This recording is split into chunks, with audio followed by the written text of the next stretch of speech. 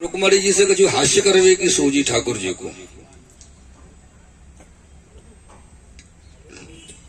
राजपुत्रेक्षता भूपैर लोकपाल विभूति महानुभावै श्रीमद्भि रूपौदार्य बलोर्जित। भगवान ने श्री रुक्मणी जी से कहो, हे रुक्मणी जी एक बात बताओ, आपने हमसों विवाह क्यों कियो है?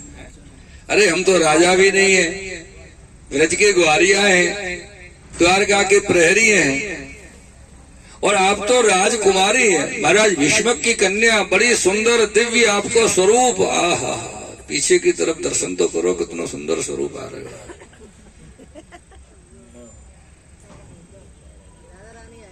हाँ हाँ, राधा रानी की पदचाप की तो ये रज उड़ रही है।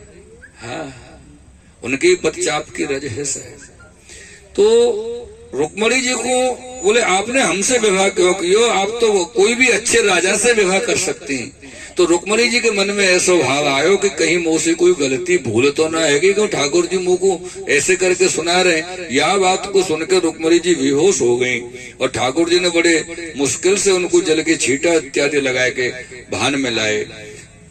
यहाँ से ठाकुर जी के 16,108 विवाह पूरे हुए और 16,108 विवाह के उपरांत में जो उनकी संतति सी ठाकुर जी को भई, वह संतति में प्रत्येक रानी से श्री ठाकुर जी को 10 पुत्र और 1 पुत्री भई। तो कुल संख्या सी ठाकुर जी के बेटा बेटी की जो होती, वहां में जो कुल संख्या आती वो होती 1,77,188 ठाकुर जी के बेटा बेटी है। यहाँ में से 1,61,080 पुत्र हते ठाकुर जी के और 16,108 पुत्रियां। ये ठाकुर जी के पुत्रन को वर्णन श्री सुखदेव जी ने कियो। तदुपरांत में उषा अनिरुद्ध के विवाह को वर्णन और वाणासुर के भगवान के युद्ध को वर्णन श्री सुखदेव जी की है। नरक चरित्र को वर्णन किए हैं। बलराम जी ब्रज में पधारे, बलराम जी की यमुना जी से जो चर्चा भई, लीला भई, वाको वर्णन कियो है कि अपने वृंदावन में ब्रज में श्री बलराम जी श्री ठाकुर जी द्वारका से पधारे एक बार मिलवे के लिए ब्रजवासी सो। तो ठाकुर बलराम जी की जो सखी मंडल हतो वह समय को वो सब मंडल आयो और बलराम जी से कही, प्रभु आज हमारी इच्छा है कि आपके साथ बहुत वर्ष हो गए, आज आपके साथ यमुना जल विहार की हो जाए। तो बलराम जी ने यमुना जी से कही, यमुना जी थोड़ा इधर आओ चल के जल से, यमुना जी के जल से इधर आओ, हम और हमारी सखी मंडल सब आपके जल में विहार करेंगे, रमण करेंगे, विहार करेंगे, जल विहार। तो यमुना जी नहीं आई। अब यमुना जी को सोचना ये है तो कि बलराम जी तो मेरे प्रियतम के बड़े भाई हैं, मेरे ज्येष्ठ लगे, तो ज्येष्ठ की जो लीला है वो छोटे भाई की जो प्रिया है उनके लिए मर्यादा को भाव है। यमुना जी नहीं आई तो बलराम जी ने यमुना जी में हल को गाड़ दी और ऐसे करके खींचो। तो यमुना जी ने हाथ जोड़ के खड़े कही, बोले प्रभु आपकी मर्यादा को ख्याल करते भाई मैं नहीं आई, वो को क्षमा करियो। तो आज भी वृंदावन में ऐसे करके मोड़ ले रही है श्री यमुना जी। वही जगह बलराम जी ने यमुना जी को टेढ़ो कियो सीधे बहते बहते।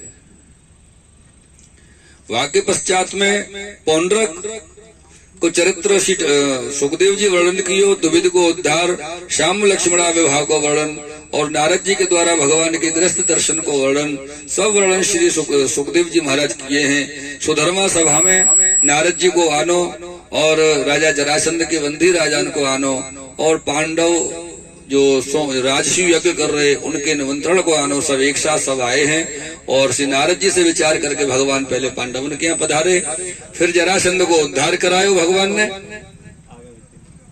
और जरासंध को उद्धार जब करायो तो वाके बाद सब जो बंदी राजा थे उनकी मुक्ति हुई। जरासंध के पुत्र सहदेव को भगवान ने वहां को राजा बनाया।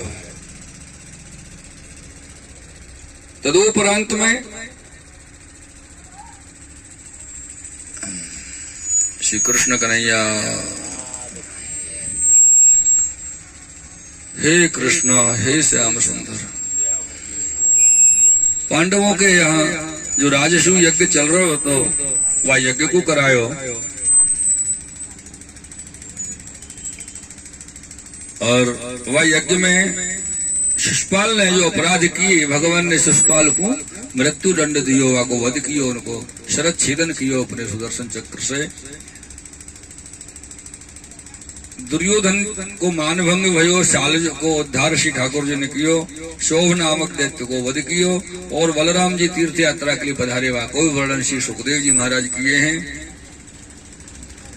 तदोपरांत में आज श्री सुखदेव जी महाराज भगवान के परम मित्र और भगवान के परम सखा, भगवान के परम भक्त श्री सुदामा जी महाराज को प्रसंग श्रवण करा रहे हैं।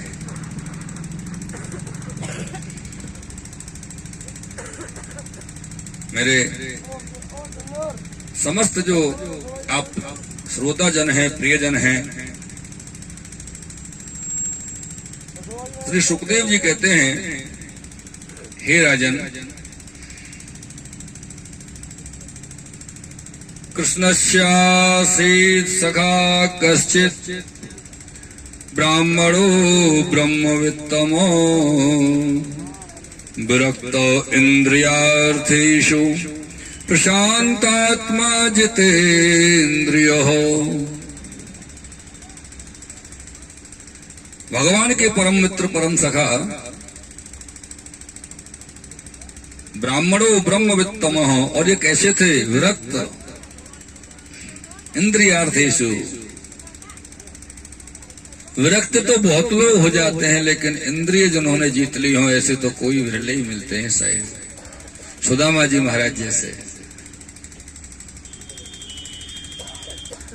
श्री सुदामा जी महाराज भगवान के परम भक्त हैं, परम सखा हैं, और सबसे बड़ी बात कि श्री सुदामा जी महाराज अपने आप में निष्कंचन है, बिल्कुल निष्कंचन, ऐसे कि जिनके यहाँ श्री ठाकुर जी के भोग धरावे तक की सामग्री कोई प्रकार की नहीं होती। कोई कोई दिन तो ऐसा जातो कि वो ठाकुर जी को जल धरा के ही जल आरोग लेते और अपने बालकन को, अपने पुत्र पत्नी के लिए भी जल ही पिवा देते।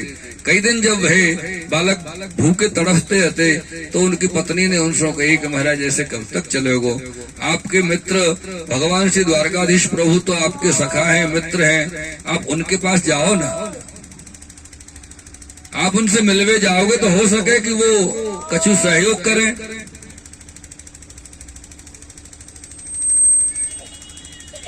तो सुदामा जी महाराज ने एक दो बार तो मना करी कि नहीं, उचित नहीं है, मेरी कोई मित्रता उनसे नहीं है, क्योंकि मित्रता हमेशा अपने बराबर वाले सो होए, छोटे बड़े की काहे की मित्रता शायद नहीं हो मित्रता। वो राजा हैं और हम निष्कंचन जीव हैं, हमारी उनकी कैसी मित्रता, काहे की मित्रता, ऐसा सुदामा जी सोचे। और दूसरा फिर उन्हें एक रास्ता ही ढूंढो कि अपन न जानो पड़े आज, तो बोले कछु लिए बगैर कहीं जाओ नहीं जाए, और अपने के पास तो कछु वह ले जावे के लिए है नहीं।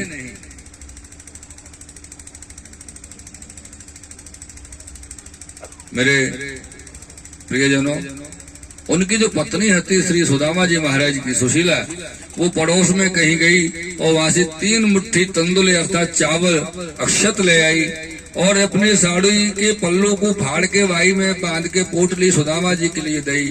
बोले महाराज आप यहाँ को लेके आप जाओ। श्री सुदामा जी महाराज एक बात ख्याल रखियो, ऐसे भक्त थे कि जिनकी अपने संसार की वाणी से जीव उनके विषय में वर्णन करने में असमर्थ है, समर्थ नहीं।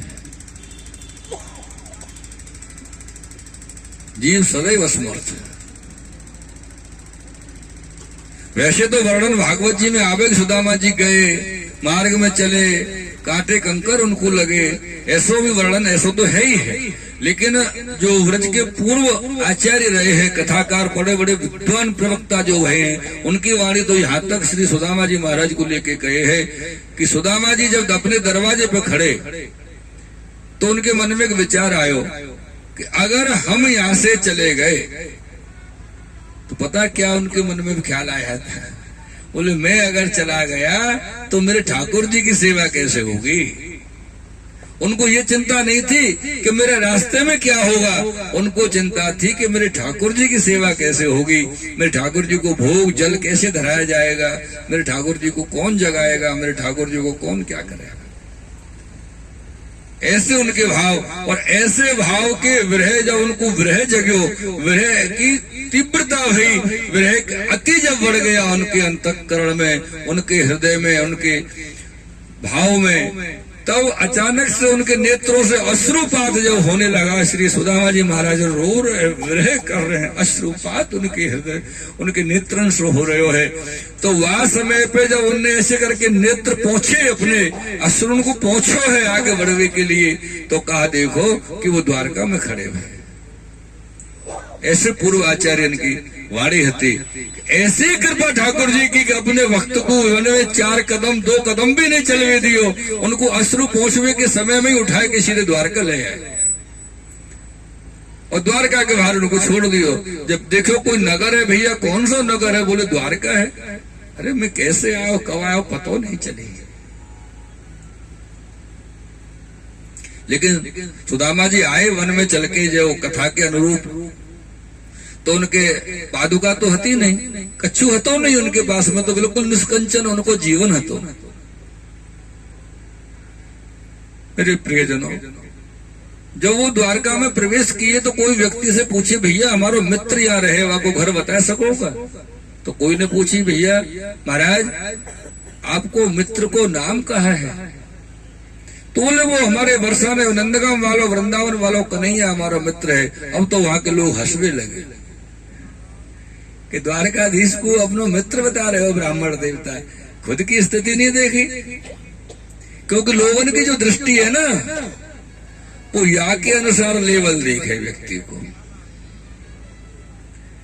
कि खुद की स्थिति तो ऐसी है, पादुका भी न है, वस्त्र भी ढंग के ठीक पहनवे के नया फटे धोती ऊपर ना पहन रखे हैं। और श्री ठाकुर जी तो द्वारकाधीश हैं। तो बोले महाराज उनसे या उनको नाम कोई नहीं ले द्वारका में, तो भैया क्या कहें। तो बोले उनसे सब द्वारकाधीश कहें, राजाधिराज महाराज द्वारकाधीश। तो चलो ठीक है द्वारकाधीश सही, ये बताओ वो मिलेंगे कहाँ। तो बोले महाराज यहाँ चौराहे पे आप खड़े हो, इधर जाओगे पूरी गली पे रोड पे सड़क पे चलते हुए तो उनके ही घर है, इधर जाओगे तो उनके, इधर इधर चारों तरफ उनके घर है। बोले भैया कितने घर हैं और कौन से घर में मिले हुए, ये बड़ी समस्या है। तो बोले महाराज 16,108 विवाह किए हैं और हर रानी को अलग महल दिए रहने के लिए। वैसे तो वो कहीं भी कभी भी मिल सके, लेकिन आप जहाँ खड़े हो आपके बिल्कुल सामने जो महल है वो भगवान श्री कृष्ण की प्रथम रानी श्री महारानी रुक्मणी जी को महल है। आप वहां पधारो, वहां आपको मिलेंगे। और श्री सुदामा जी रुक्मणी जी के भवन के द्वार पे आए हैं। वैसे तो ठाकुर जी को सब पता है, हो ही लेके आए। लेकिन दूसरी बात यह है, जैसे आजकल लोग वाग अपने दरवाजे के बाहर कैमरा लगवा दे ना, भीतर टीवी में पता चले दरवाजे पे कौन खड़ो है, कौन के लिए दरवाजा खोलना और कौन के लिए दरवाजा नहीं खोलना, बंद रखना। तो यही प्रकार से श्री द्वारकाधीश के यहाँ रुक्मणी जी के महल में 2 नीलम लगे हुए, और उन दोनों नीलम को ऐसा कनेक्शन है तो कि एक नीलम निज महल में भीतर और एक दरवाजे के बाहर, मेन द्वार के बाहर। जो नीलम के द्वारा दरवाजे पर कौन खड़ो वो भीतर वाले नीलम में दिखाई दे जाता। और वह समय अष्टपट्ट महर्षि श्री द्वारकाधीश की सेवा में विराजी हुई थी। तो द्वारपालन ने श्री सुदामा जी से पूछी महाराज आप कैसे पधारे, काय को पधारे, कौन से मिलना है। तब इनने कही कि हमको द्वारकाधीश से मिलना है, हम उनके सखा हैं बचपन के। मेरे प्रियजनों स्मरण रहे, एक चीज का मैं विरोध करता आया हूं और विरोध कर रहा हूं और विरोध करता रहूंगा जब तक मेरे तन में श्वास रहेगी। आजकल कुछ लोगों को एक भजन बड़ा प्रिय लगता है, अरे द्वार पालो, और मैं इसका सख्त विरोधी हूं।